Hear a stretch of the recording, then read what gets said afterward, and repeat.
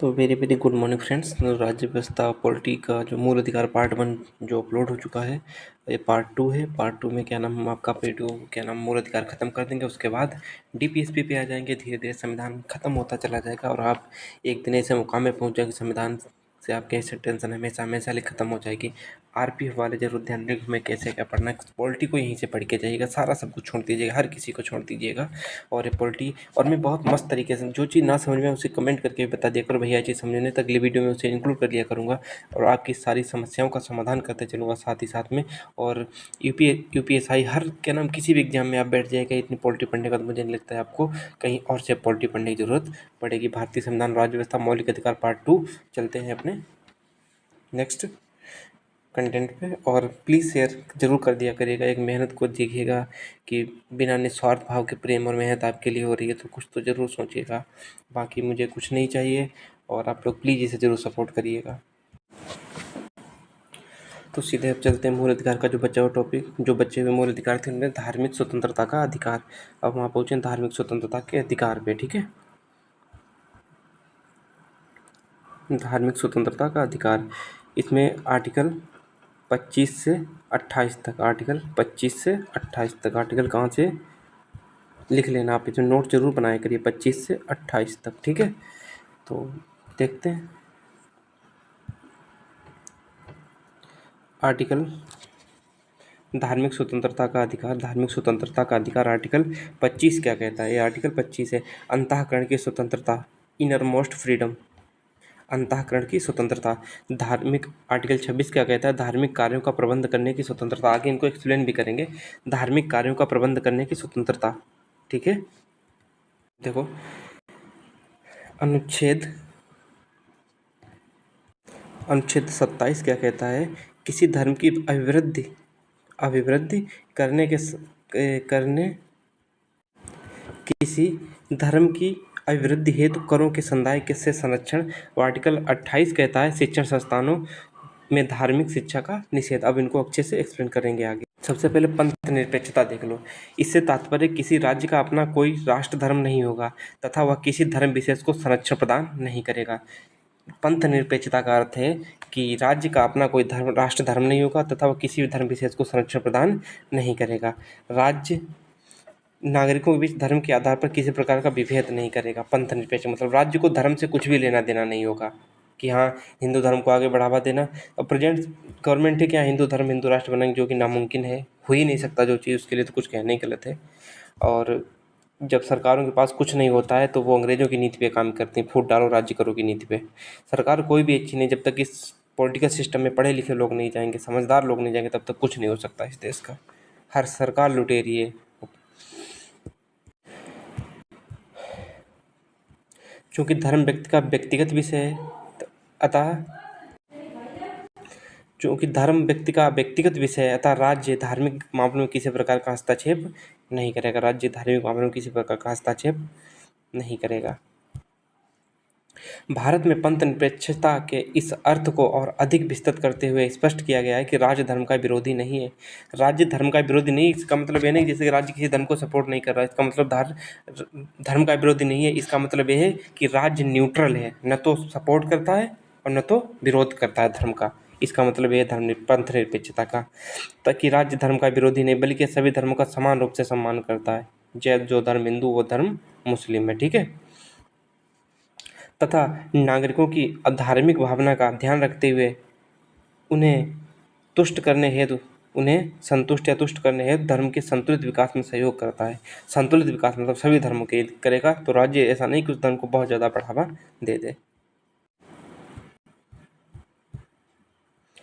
ESR Bommai बाद 1994 में सर्वोच्च न्यायालय ने पंथ निरपेक्षता के संबंध में निम्नलिखित महत्वपूर्ण निर्णय दिया है। कौन सा निर्णय दिया है कि पंथ निरपेक्षता संविधान के मूल ढांचे का हिस्सा है। पंथ निरपेक्षता संविधान के मूल ढांचे का हिस्सा है, अतः इसमें संविधान संशोधन नहीं किया जा सकता और ना ही इसे समाप्त किया जा सकता है। जो मुंबई मामला हुआ था, क्योंकि पंथ निरपेक्षता संविधान के मूल ढांचे का अंग है, अतः इसका संरक्षण राज्य की जिम्मेदारी है, ठीक है, राज्य की जिम्मेदारी है। यदि कोई राज्य पंथ निरपेक्षता की रक्षा करने में असफल रहता है तो इस आधार पर उस राज्य में अनुच्छेद 356 का प्रयोग किया जा सकता है। कौन सा अनुच्छेद 356 क्या है वो आप लोगों को पता होगा, आपातकालीन वाला। अब देखो, अंतःकरण की स्वतंत्रता। अंतःकरण की स्वतंत्रता आर्टिकल 25 क्या कहता है? अंतःकरण की स्वतंत्रता, इनर मोस्ट फ्रीडम। तो आर्टिकल 25 फर्स्ट कहता है कि लोक व्यवस्था, स्वास्थ्य तथा सदाचार से अधीन रहते हुए सभी व्यक्तियों को अंतःकरण की स्वतंत्रता या किसी धर्म को मानने का, उसके अनुसार आचरण करने का तथा उसका प्रचार प्रसार करने का समान अधिकार होगा। प्रचार प्रसार करने का समान अधिकार होगा। क्या करने का? कि लोक व्यवस्था, स्वास्थ्य तथा सदाचार के अधीन रहते हुए सभी व्यक्तियों को अंतःकरण की स्वतंत्रता का किसी धर्म को मानने का, उसके अनुसार आचरण करने का तथा उसका प्रचार प्रसार करने का अधिकार होगा। 25 का फर्स्ट कहता है लोक व्यवस्था, पब्लिक मतलब अरेंजमेंट, स्वास्थ्य तथा सदाचार के अधीन रहते हुए सभी व्यक्तियों को अंतःकरण की स्वतंत्रता का, किसी धर्म को मानने का, उसके अनुसार आचरण करने का। जैसे तुम किसी धर्म को मान सकते हो, हिंदू मुस्लिम सिख ईसाई कोई भी धर्म मान सकते हो, या उसका प्रचार प्रसार व्यक्तिगत रूप से कर सकते हो। वो है क्या? अंतःकरण की स्वतंत्रता। अनुच्छेद 25 में धर्म की निरपेक्षता का तत्व स्पष्ट रूप से उल्लेखित है। अनुच्छेद 25 में धर्म की निरपेक्षता का तत्व, निरपेक्षता मतलब निरअपेक्षा, निर मतलब कोई अपेक्षा नहीं है किसी धर्म से, निरपेक्षता का मतलब यही हुआ, से उल्लेखित है। तो यह उपबंध सभी व्यक्तियों को धार्मिक स्वतंत्रता प्रदान करता है, निरअपेक्षा। और यह उपबंध जो 25 में आर्टिकल में किया गया है वो सभी व्यक्तियों को धार्मिक स्वतंत्रता प्रदान करता है। इस अनुच्छेद के अंतर्गत प्रत्येक व्यक्ति को अंतःकरण की स्वतंत्रता, धर्म को मानने की स्वतंत्रता, किसी धर्म के अनुसार आचरण तथा उसके प्रचार प्रसार करने की स्वतंत्रता दी गई है। नोट्स जरूर कोई लोग बना के दे दिया करें जिससे कि हम लोग आपको टेलीग्राम पे अपलोड कर सकें। यह अनुच्छेद प्रत्येक व्यक्ति को अपना धर्म मानने का अधिकार प्रदान करता है, जिसमें किसी व्यक्ति द्वारा किसी धर्म को न मानने का अधिकार भी शामिल है। जैसे कि यदि पूछा जाए कि कोई भी व्यक्ति कोई धर्म का पालन नहीं कर रहा है तो वो किस अनुच्छेद का पालन कर रहा है? तो आर्टिकल 25 का पालन कर रहा है। किसका? आर्टिकल, ये धर्म मानो और चाहे धर्म मान रहे हो तो भी आर्टिकल 25, धर्म नहीं मान रहे हो फिर भी आर्टिकल 25 के तहत आप काम कर रहे हो। यदि कोई व्यक्ति किसी भी धर्म को नहीं मानता है तो अनुच्छेद उसे ऐसा करने का अधिकार प्रदान करता है। कौन सा? आर्टिकल 25 उसे धर्म, जैसे कि आप हो किसी मैंने आपने कहा कि मुझे कोई धर्म अच्छा नहीं, मैं किसी धर्म को नहीं मानता, तो आर्टिकल कौन ताकत देता है? आर्टिकल 25 ताकत देता है। अर्थात यह प्रत्येक व्यक्ति को आस्तिक होने के साथ साथ ही नास्तिक होने का भी अधिकार प्रदान करता है। कौन सा? आर्टिकल 25।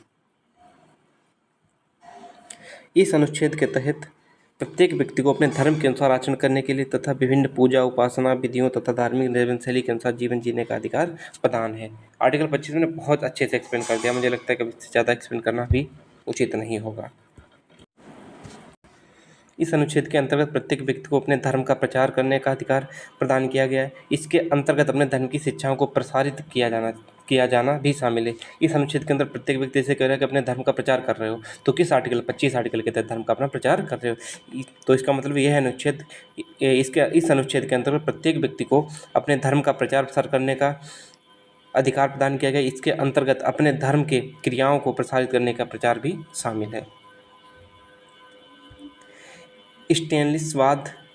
स्टेनिस्लामाबाद 1977 में सर्वोच्च न्यायालय ने यह निर्णय लिया था कि धर्म परिवर्तन करने का अधिकार इसी अनुच्छेद के अंतर्गत शामिल है।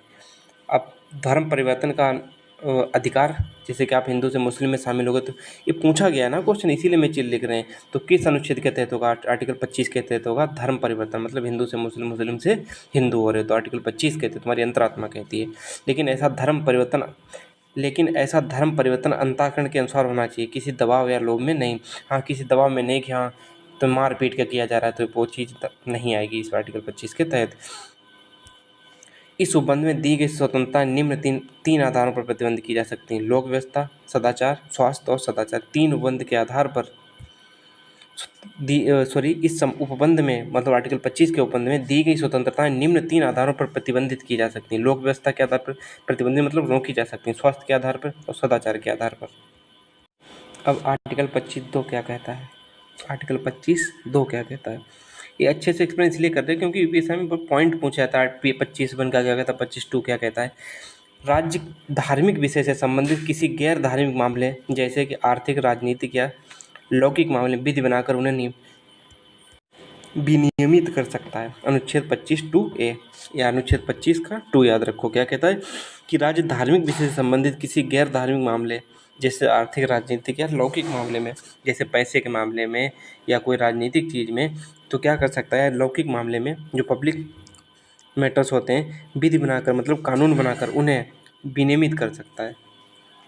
कि हाँ, कि मतलब कि जैसे कि ट्रिपल तलाक है, उसको बना दिया कि हाँ ये गलत है, तो किसके राजनीतिक और क्या नाम लौकिक मामले, जो लौकिक मामले होते हैं, जैसे पब्लिक मामले होते हैं, उनके अंतर्गत विधि बनाकर उसको विनियमित मतलब रोक दिया, उसको ख़त्म कर दिया। तो इस चीज़ को समझ सकते हो। आर्टिकल 25 भी क्या कहता है, सामाजिक कल्याण और समाज सुधार के लिए सार्वजनिक प्रकार की हिंदुओं की संस्थाएं, सामाजिक कल्याण और समाज सुधार के लिए सार्वजनिक प्रकार की हिंदुओं की संस्थाएं, धार्मिक संस्थाएं, जो हिंदू संस्थाएं तो धार्मिक संस्थाएं भी कह सकते हैं, हिंदुओं के सभी वर्गों एवं अनुभागों के लिए खुली रहेंगी। मतलब कि जैसे कोई धार्मिक संस्था खुली हिंदू की, जैसे कि कौन सा दल चलता है, बजरंग दल और सनातन धर्म, हाँ बजरंग दल, इसमें क्या नाम हिंदू ही जा सकते हैं। तो उसी प्रकार सामाजिक कल्याण और सामाजिक सुधार के लिए, लेकिन सामाजिक सुधार तो नहीं कर पा रही है। मैं क्या नाम अभी जा रहे थे दिल्ली, हमारा थोड़ा काम था, तो बस चलो छोड़ो, नहीं तो विवाद हो जाएगा, छोड़ो। धर्म को पर्सनल होना चाहिए ना, कि धर्म को सामूहिक होना चाहिए मेरे अकॉर्डिंग। देखो, जब आप फिलॉसफी पढ़ लोगे, कार्ल मार्क्स को पढ़ लोगे, हिटलर को पढ़ लोगे, लेनिन को पढ़ लोगे, मुसोलिनी को पढ़ लोगे, तो इतने दार्शनिक पढ़ लोगे, क्या नाम आइंस्टाइन को पढ़ लोगे, तब समझ में आएगा कि धर्म क्या है और सरकारें क्या हैं, और सरकारें चाहती क्या हैं। फूट डिवाइड एंड रूल पॉलिसी जो लॉर्ड डलहौजी करता था, वही प्रेजेंट सरकारें, पास्ट सरकारें, फ्यूचर सरकारें भी यही करना चाहेंगी, क्योंकि विकास पे वोट मांगने की इनकी क्षमता है नहीं, धर्म और उस पर वोट मांगेंगे।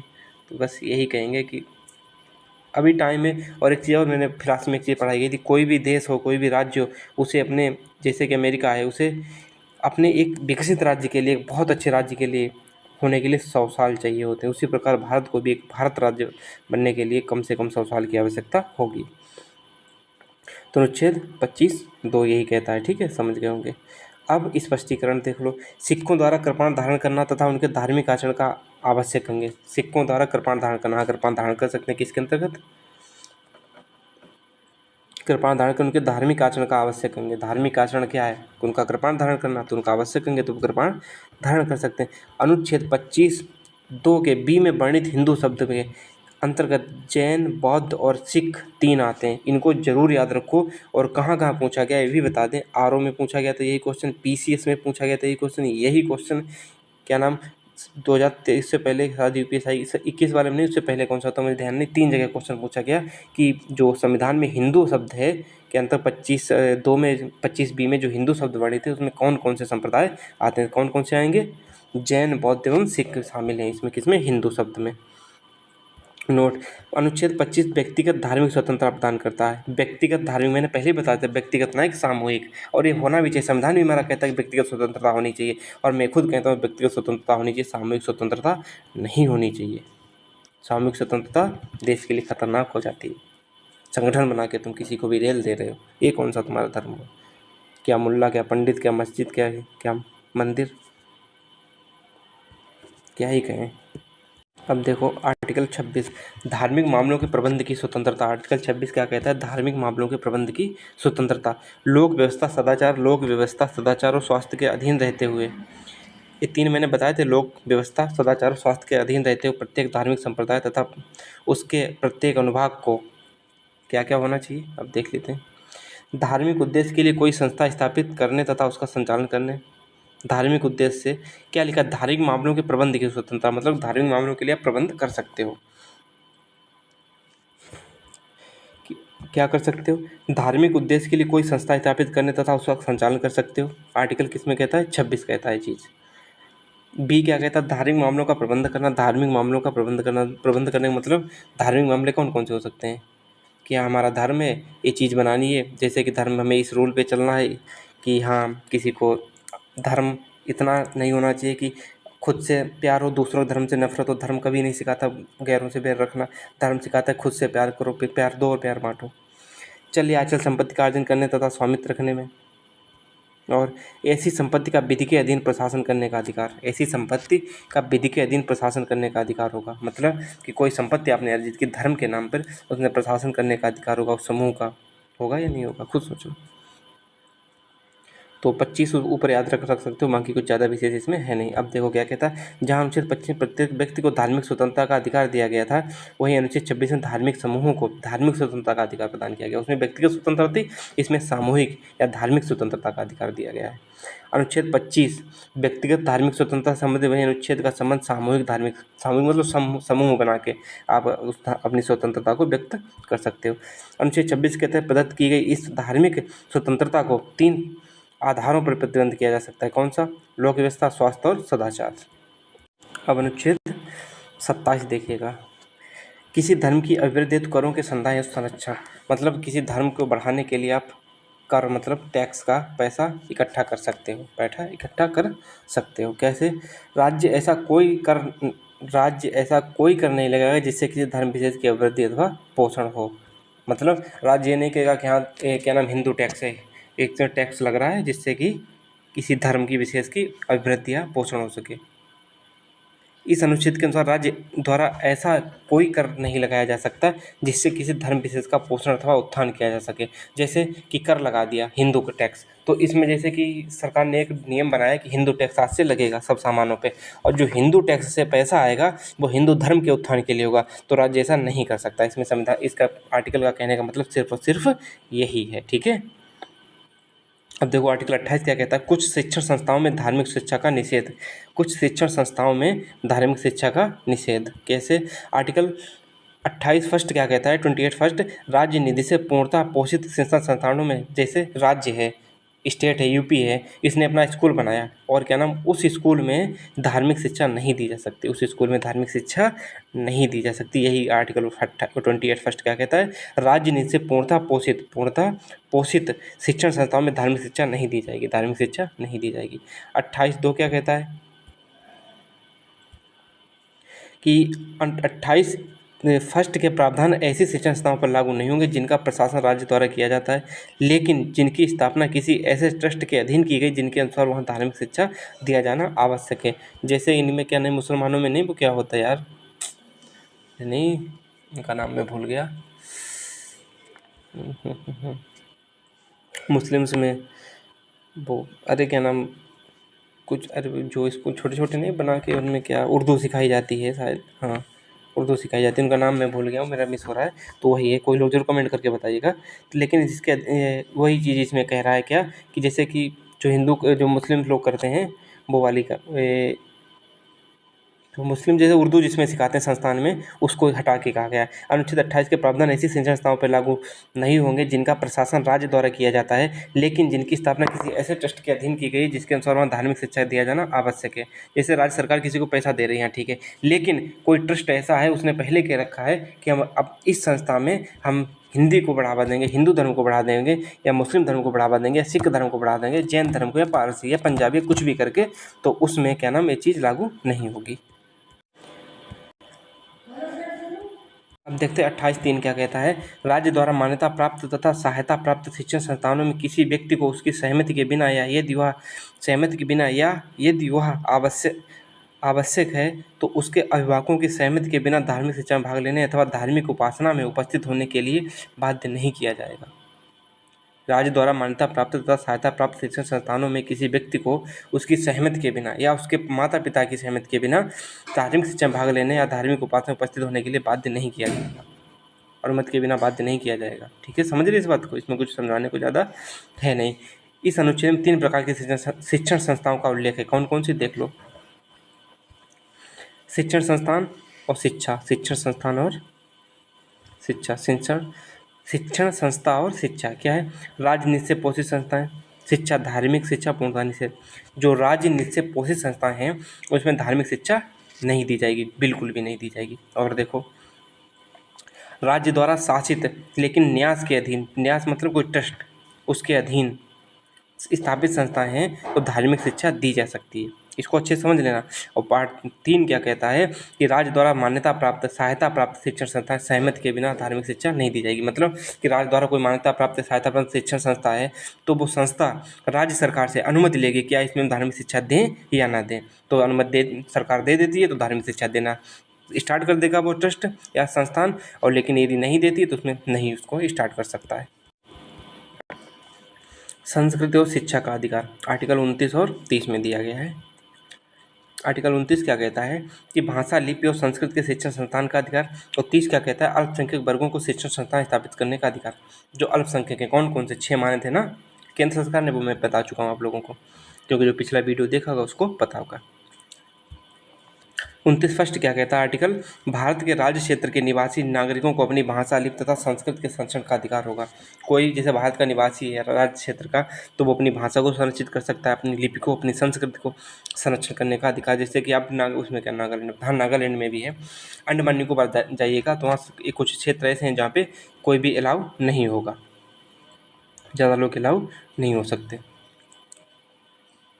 तो निवासी नागरिकों को अपनी भाषा, लिपि तथा संस्कृति को संरक्षित करने का अधिकार 29 फर्स्ट देता है।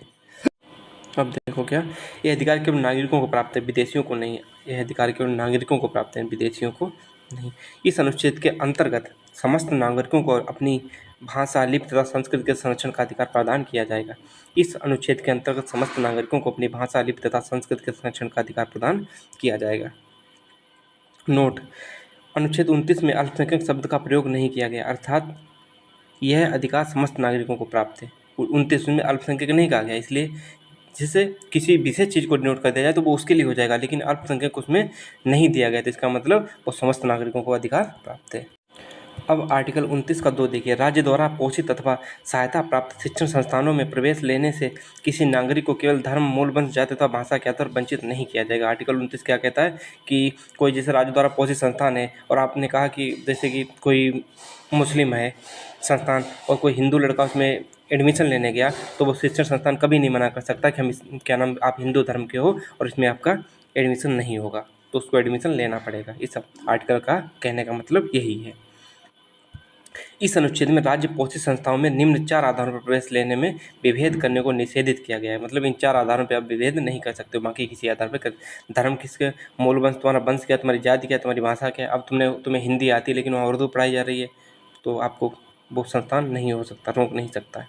अनुच्छेद 30 देखो, अनुच्छेद 30 क्या कहता है, 30 का फर्स्ट क्या कहता है देखो, कि नागरिकों के धार्मिक व भाषाई आधार पर अल्पसंख्यक वर्गों को अपनी शिक्षण संस्थाएं स्थापित करने तथा संचालित करने का अधिकार होगा। नागरिकों को, विदेशियों को नहीं, नागरिकों को धार्मिक व भाषाई आधार पर अल्पसंख्यक वर्गों को अपनी, जैसे कोई अल्पसंख्यक है, जैसे मुस्लिम है, जैन है, पारसी है, कोई पारसी है, तो अपने कोई धार्मिक वो क्या नाम शिक्षण संस्था खोल सकता है और उसमें अपनी शिक्षा को दे सकता है कि हाँ हम पारसी शिक्षा सिखाएंगे।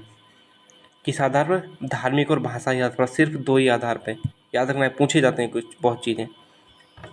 धार्मिक और भाषाई आधार पर अल्पसंख्यक वर्गों को अपनी शिक्षण संस्थाएं स्थापित करने अथवा संचालित करने का अधिकार होगा। आर्टिकल 30 कहता है कि शिक्षण संस्थाओं को सहायता देने से राज्य इस आधार पर कोई विभेद नहीं करेगा कि वह संस्था धार्मिक व भाषाई अल्पसंख्यक द्वारा संचालित है। अब जैसे कोई शिक्षण क्या कह रहा है, शिक्षण संस्थाओं को सहायता देने में कोई शिक्षण संस्था है, राज्य सरकार यह विभेद नहीं करेगी कि यह मुस्लिम संस्था है तो इसे हम क्या नाम पैसा नहीं देंगे, या ये हिंदू संस्था है या कोई और संस्था है तो उसमें हम मतलब कि धर्म के आधार पर विभेद नहीं, धार्मिक आधार पर, भाषाई मतलब आधार पर विभेद नहीं करेगा कि हम इसे पैसा देंगे और इसे नहीं देंगे। इस आर्टिकल 30(2) का कहने का मतलब यही है। अब देखिएगा, यह अधिकार केवल नागरिकों के अल्पसंख्यक वर्ग को प्राप्त है, जो क्या नाम भी पीछे आर्टिकल 32 बताया था इससे पहले 30(2), तो उसमें क्या है, यह अधिकार केवल नागरिकों के अल्पसंख्यक वर्ग को प्राप्त है, धार्मिक व भाषाई आधार पर अल्पसंख्यक, जो धार्मिक और भाषाई आधार पर अल्पसंख्यक हैं, और बहुसंख्यक वर्ग को नहीं, बहुसंख्यक वर्ग जैसे हिंदू इसे यह अधिकार नहीं प्राप्त है। आगे क्या कह रहा कि यह अधिकार केवल नागरिकों को प्राप्त है, विदेशियों को नहीं, हमेशा याद रखना, नागरिकों को प्राप्त है, विदेशियों को नहीं। आर्टिकल 32 पे, आर्टिकल 32 क्या कहता है, संवैधानिक उपचारों का अधिकार, संवैधानिक उपचारों का अधिकार। आर्टिकल 32 क्या कहता है कि अधिकार स्वयं भी एक मूल अधिकार है, यह अधिकार भी स्वयं भी एक मूल अधिकार है तथा साथ ही यह अन्य मौलिक अधिकारों का संरक्षण भी प्रदान करता है। अन्य मौलिक अधिकारों का संरक्षण क्यों प्रदान करता है, क्योंकि इसी आर्टिकल के तहत आप सुप्रीम कोर्ट और हाई कोर्ट जा सकते हो, अतः यह बहुत महत्वपूर्ण हो जाता है। अम्बेडकर ने संविधान की आत्मा किसे कहा है, आर्टिकल 32 को संविधान की आत्मा कहा है। 32(1) में क्या कहा गया है कि भाग 3 में दिए गए मूल अधिकार, जो कौन से 14 से 30 तक, 31 हमें लगता है रिपीट हो चुका है, तो 14 भाग 3 में दिए गए मूल अधिकारों के प्रवर्तन के लिए सर्वोच्च न्यायालय तथा इनके अधिकारों के संरक्षण के लिए संरक्षण का अधिकार प्रत्याभूत करता है। आर्टिकल 32 फर्स्ट कहता है कि यदि हनन होता है तो आप सुप्रीम कोर्ट जा सकते हो। मूल अधिकारों का प्रवर्तन कराने की शक्ति सर्वोच्च न्यायालय में निहित है। प्रवर्तन मतलब लागू कराने की शक्ति सर्वोच्च न्यायालय में निहित है। इस अनुच्छेद के तहत सर्वोच्च न्यायालय प्रत्येक व्यक्ति को मूल अधिकारों के संरक्षण की गारंटी प्रदान करता है कि हाँ, आपका मूल अधिकार है, हम दिलाएंगे, सरकार नहीं देती है तो। अर्थात किसी व्यक्ति के मूल अधिकारों का उल्लंघन होता है तो उस व्यक्ति का यह अधिकार है कि सर्वोच्च न्यायालय से इस संबंध में संरक्षण प्राप्त करे। यदि कोई हनन होता है तो आप सर्वोच्च न्यायालय जा सकते हो सीधे। मूल अधिकारों का उल्लंघन होने पर इस मामले को सीधे सर्वोच्च न्यायालय में ले जाया जा सकता है। निचली अदालत सुनवाई नहीं कर सकती, निचली अदालत इसकी सुनवाई नहीं कर सकती कोई मूल अधिकार का आपका हनन हुआ है तो। चूंकि अनुच्छेद 32 स्वयं एक मूल अधिकार है, अतः सर्वोच्च न्यायालय मूल अधिकारों के संरक्षण के लिए बाध्य है। अनुच्छेद 32 का 2 क्या कहता है? भाग 3 में दिए गए मूल अधिकारों का प्रवर्तन कराने के लिए सर्वोच्च न्यायालय को ऐसे आदेश, निर्देश या रिट जारी करने का शक्ति होगी जिसके अंतर्गत बंदी, प्रत्यक्षीकरण, परमादेश, प्रतिषेध, अधिकार, परीक्षा, उत्प्रेषण आदि के अतिरिक्त कोई और शामिल हो। जो 5 रिटें हैं वो 32(2) के तहत सुप्रीम कोर्ट लागू कर सकता है। बस इसमें इतने याद करने लायक है कि जो 32(2) है, आर्टिकल 32(2) सब क्लास 2, तो उसमें क्या जो रिट्स दायर होती हैं वो मात्र जो 5 होती हैं वो 32(2) के तहत दायर होती हैं। ठीक है, अब देख लीजिए बंदी प्रत्यक्षीकरण क्या होता है। इसका शाब्दिक अर्थ है शरीर प्राप्त करना। बंदी प्रत्यक्षीकरण, बंदी मतलब बंदी किसको बनाओगे? इंसानों को ही तो बनाओगे। प्रत्यक्षीकरण मतलब प्रत्यक्ष उसको पेश करना। तो यह रिट सर्वोच्च न्यायालय द्वारा जारी की गई है। यह एक महत्वपूर्ण है जो आदेश रूप में जारी की जाती है, आदेश के रूप में। हाँ, ऐसा बंदी को प्रत्यक्ष रूप से हमारे सामने प्रस्तुत किया जाए। इस रिट के माध्यम से सर्वोच्च न्यायालय किसी बंदी बनाए गए व्यक्ति को 24 घंटे के भीतर, कितने 24 घंटे के भीतर न्यायालय के समक्ष पेश करने का आदेश देता है तथा उसे बंदी बनाने का कारणों की जांच करता है। बंदी प्रत्यक्षीकरण समझ गए। अब देखो, गिरफ्तारी के कारण अपर्याप्त पाए जाने पर, अवैध होने पर इसे रिहा मतलब छोड़ देगी। कौन? Supreme court. यह रिट राज्य के अधिकारियों या कर्मचारियों के विरुद्ध भी जारी की जा सकती है तथा किसी निजी व्यक्ति तथा संस्था के विरुद्ध भी जारी की जा सकती है। कौन सी? बंदी प्रत्यक्षीकरण वाली। जैसे कि मोदी जी से स्टडी है, हमने किसी को बंदी कर लिया तो जैसे नाम नहीं पता तो वो सुप्रीम कोर्ट हमारे इस चैनल के नाम से क्या नाम रिट जारी कर देगा। ठीक है,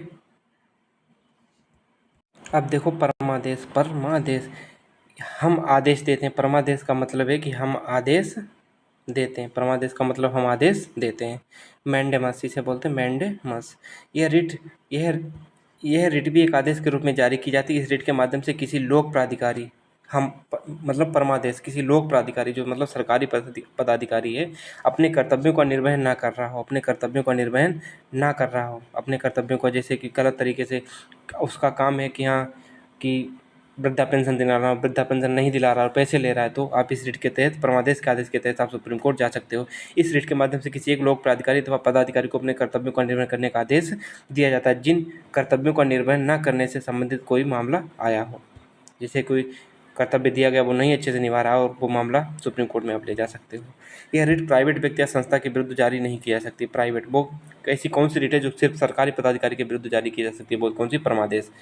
ठीक है, यह रिट राष्ट्रपति या राज्यपाल के विरुद्ध जारी नहीं की जा सकती। राष्ट्रपति या राज्यपाल के विरुद्ध जारी नहीं की जा सकती है। ठीक है, प्रतिषेध, प्रोहिबिशन। इस रिट के माध्यम से सर्वोच्च न्यायालय किसी निम्न न्यायालय से चल रहे किसी मामले को रोक देने का आदेश देता है। कि प्रतिषेध मतलब रोक देना। क्या रोक देना? कि इस रिट के माध्यम से सर्वोच्च न्यायालय किसी निम्न न्यायालय मतलब नीचे के न्यायालय में चल रहे किसी मामले को रोक देना का आदेश देती है कि मामला रोक दिया जाए।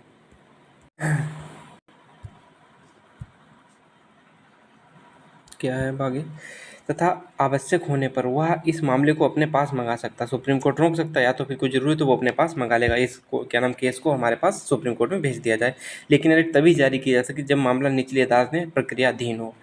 ऐसा नहीं कि मतलब कि जब ये रिट तभी क्या नाम जारी की जाती है जब कोई मामला निचली अदालत मतलब नीचे की अदालतों में, जैसे कि हाई कोर्ट हो गया या हाई कोर्ट के नीचे जो डिस्ट्रिक्ट कोर्ट हो गया, इनमें लागू हो। अधिकार परीक्षा कोएवरेंटो, किस अधिकार से आप इस पद पे हो? आपसे पूछा सकता है किस अधिकार से। यदि कोई व्यक्ति किसी ऐसे पद पर कार्य कर रहा है जिस पर कार्य करने के लिए वो अधिकृत नहीं है, उस व्यक्ति के विरुद्ध रिट जारी करके उसे दस्तावेज पेश करने का आदेश दिया जा सकता है।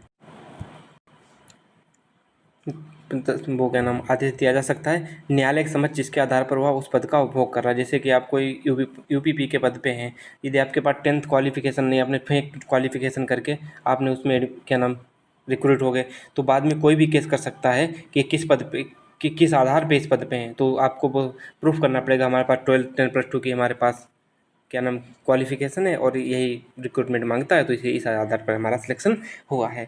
दस्तावेज अपर्याप्त पाए जाने की दशा में उस व्यक्ति को पद से हटा दिया जाएगा, बस और कुछ नहीं। किसमें जो बताया है ऊपर रेट।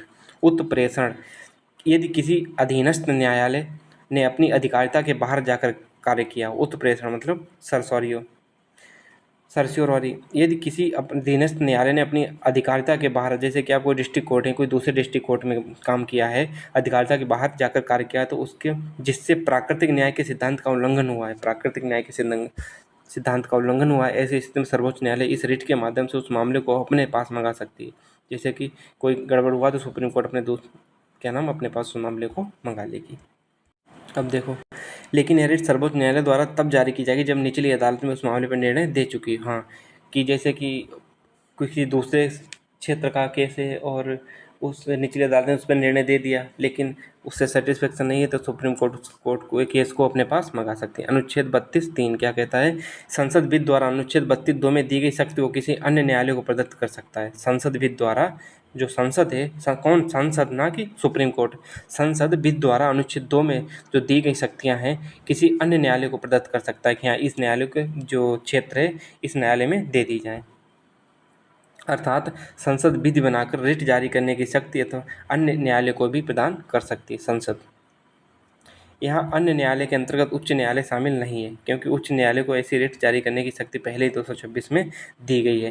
तो जैसे कि अन्य न्यायालय का मतलब कि डिस्ट्रिक्ट कोर्ट हो गए, ऐसे ना कि हाई कोर्ट। अतः यहाँ अन्य न्यायालय से तात्पर्य अधीनस्थ न्यायालयों से है। लेकिन संसद ने अब तक ऐसी किसी विधि का निर्माण नहीं किया है, अर्थात अधीनस्थ न्यायालय को ऐसी रिट जारी करने की शक्ति प्राप्त नहीं हुई अभी तक। संसद ने ऐसी कोई शक्ति नहीं दी। 32(4) क्या कहता है? संविधान में दिए गए उपबंधों के अतिरिक्त इस अनुच्छेद के अंतर्गत प्रदत्त अधिकार को निलंबित नहीं किया जा सकता है। क्या कहता है? संविधान में दिए गए उपबंधों के अतिरिक्त, जो संविधान में दिए गए उपबंध हैं, इस अनुच्छेद के अंतर्गत प्रदत्त अधिकार को निलंबित नहीं किया जा सकता। कुछ भी निलंबित या मतलब बैन नहीं किया जा सकता है। पूरे संविधान में अनुच्छेद 32 को निर्मित करने के लिए केवल एक ही प्रावधान है, अनुच्छेद 32 को 359 का। यूपीएसआई 2021 ये वाला क्वेश्चन पूछा गया था। यूपीएसआई 2021 में क्या पूछा गया था कि कौन से अनुच्छेद के तहत वो निलंबन किया जा सकता है। और पूरे संविधान में अनुच्छेद 32 को निर्मित करने के लिए केवल एक ही अनुच्छेद प्रावधान, कौन सा? 359 है। इसके बिना कोई भी अनुच्छेद नहीं आर्टिकल 32 को निलंबित कर सकता है। देखो, अनुच्छेद 352 के तहत दी गई राष्ट्रीय आपातकाल घोषणा की स्थिति में राष्ट्रपति अपने आदेश के माध्यम से भाग 3 में दिए गए किसी भी मूल अधिकार 20/21 को छोड़कर किसी मूल अधिकार को निलंबित कर सकता है। कौन? राष्ट्रपति। किसके आर्टिकल के तहत? आर्टिकल 352 के तहत। यदि राष्ट्रपति इस उपबंध के तहत अनुच्छेद 32 को निलंबित करता है तो यह निलंबित हो जाएगा, और अनुच्छेद मतलब 32 भी निलंबित हो जाएगा। इस परिस्थिति के अतिरिक्त अन्य किसी भी स्थिति में अनुच्छेद 32 को निलंबित नहीं किया जा सकता है, केवल 359 के तहत ही निलंबित किया जा सकता है। कोहिल्डो 2007 में के निर्णय अनुसार सर्वोच्च न्यायालय द्वारा संवैधानिक विचारों के अधिकार अनुच्छेद 32 को संविधान के मूल ढांचे का अंग घोषित किया। संविधान के मूल ढांचे का अंग कौन से बाद में? 2007 के बाद में आर्टिकल 32 को घोषित किया गया था। 32 में संविधान संशोधन नहीं किया जा सकता है, क्योंकि मूल संविधान में संशोधन किया नहीं जा सकता है, तो इसीलिए क्या नाम और आर्टिकल 32 को मूल संविधान में के अंतर्गत माना गया, तो इसीलिए आर्टिकल 32 में संशोधन पॉसिबल नहीं है। अब चलते हैं आर्टिकल 33 पे। आर्टिकल 33 क्या कहता है? संसद विधि द्वारा सैन्य बलों, अर्धसैन्य बलों, लोक व्यवस्था को स्थापित करने वाले बलों जैसे पुलिस, आसूचना तथा दूरसंचार आदि क्षेत्रों में कार्यरत लोगों के मूल अधिकारों को प्रतिबंध या सीमित कर सकती है। देखो, जो इनका अलग मार्शल लॉ होती है, सैन्य शक्तियों के, इनके लिए अलग होता है। इनको क्या नाम? संसद विधि द्वारा इनको जो मूल अधिकार हैं इनको प्राप्त, ये जो क्या नाम 14 से 30 तक हैं जो मूल अधिकार, सैन्य को मतलब सैनिकों को, जो हमारे पब्लिक कर्मचारी हैं, इनको प्राप्त नहीं। जैसे पुलिस को प्राप्त नहीं, जैसे पुलिस संगठन नहीं बना सकती है या कोई ग्रुप नहीं बना सकती, तो उनको मूल अधिकार प्राप्त नहीं है आर्टिकल 33 के तहत। अतः संसद विधि द्वारा सैन्य बलों को ये सब क्या नाम स्थापित करने वाले बलों, सूचना तथा दूरसंचार क्षेत्रों में कार्यरत लोगों को मूल अधिकार को प्रतिबंध या सीमित कर सकती है। मतलब प्रतिबंध मतलब कि आपको अधिकार नहीं है, जैसे कि आपको संघ बनाने का मतलब कि ग्रुप बनाने का अधिकार नहीं है।